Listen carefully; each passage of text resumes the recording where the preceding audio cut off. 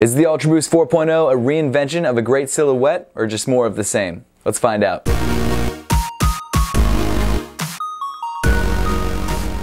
What's up everybody, I'm Seth Fowler and today I'm reviewing the brand new Adidas Ultra Boost 4.0. Thanks so much for tuning in today guys. Make sure to give me a follow on Instagram and on Twitter at RealSethFowler if you haven't yet, but with all that being said, let's get into it. Every year Adidas brings out a new iteration of their marquee silhouette, the Ultra Boost. And for the last 2 or 3 years, the Ultra Boost has been one of the most popular silhouettes on the market. In fact, it couldn't even stay on shelves in GR colorways. And when it came to limited releases or consortium collaborations, you could forget about getting a pair. But over the last couple months, the hype behind the Ultra Boost has died down a little bit. I don't think sales of the Ultra Boost have changed. I think there's just more supply to meet the demand. About this time last year, I reviewed the Ultra Boost 3.0 and that was one of the most anticipated silhouettes of the year. This year, we're getting another upgrade to the silhouette, except this time around, there's a lot less hype. Unlike last year when there was one defined release date for the Ultra Boost 3.0, this year, rather than a specific date for the shoe to release, a couple different colorways have been trickling out through different retailers. So without further ado, here it is, the Ultra Boost 4.0. So right off the bat, I'm sure you can tell that the 4.0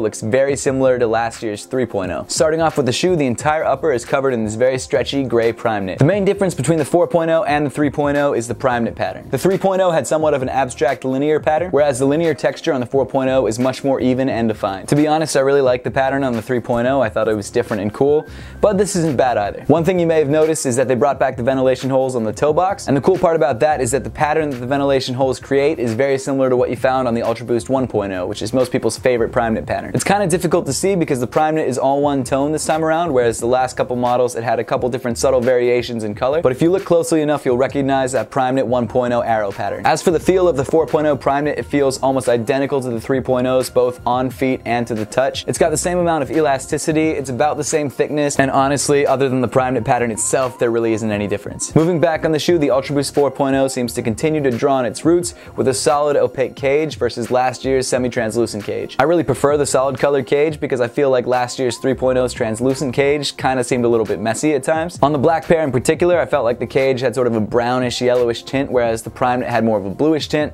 and I didn't think those two colors worked too well together, so I'm glad they went back to the simple, solid colored cage. As for the construction of the cage, it's exactly the same as previous years, no differences there. You've got your familiar flat Ultra Boost laces with some speckling of lighter gray, and at the top of the tongue you've got your Adidas branded 3M tag. Inside the shoe, nothing's really changed. You've got the same sock liner material and the same amount of padding. Honestly, the only real difference between the 4.0 and the 3.0 inside the shoe is that they changed the text on the insole. Last year's insole said Ultra Boost, Endless Energy, blah blah blah, something like that. This year just says Boost in this sort of weird bubbly font. Not sure why they did that.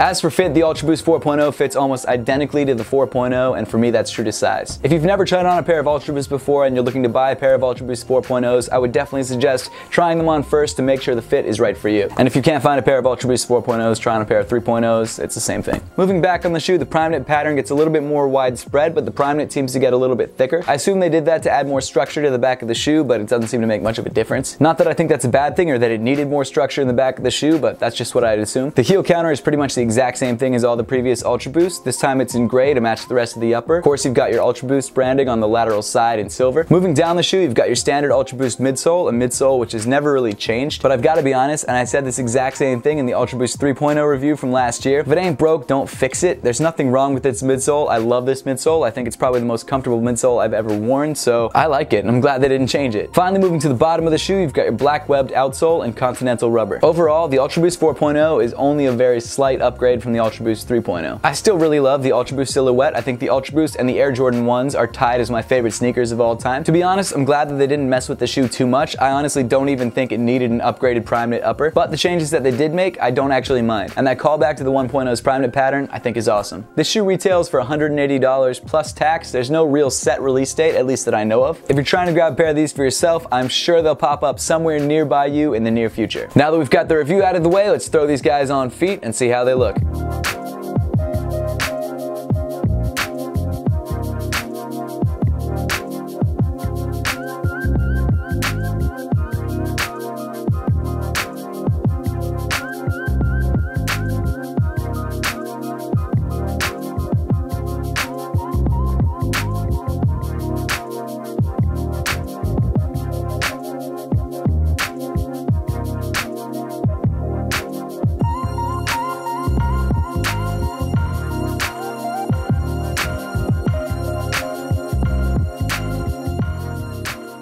Make sure to leave a comment in the comment section down below letting me know what you think of the Ultra Boost 4.0 and whether you're planning to buy a pair for yourself. And as always guys, thank you so much for watching. Please make sure to give this video a big thumbs up if you liked it. Subscribe to me, Seth Fowler, if you want to see more content just like this, and follow me in all other forms of social media. The links will be in the description below.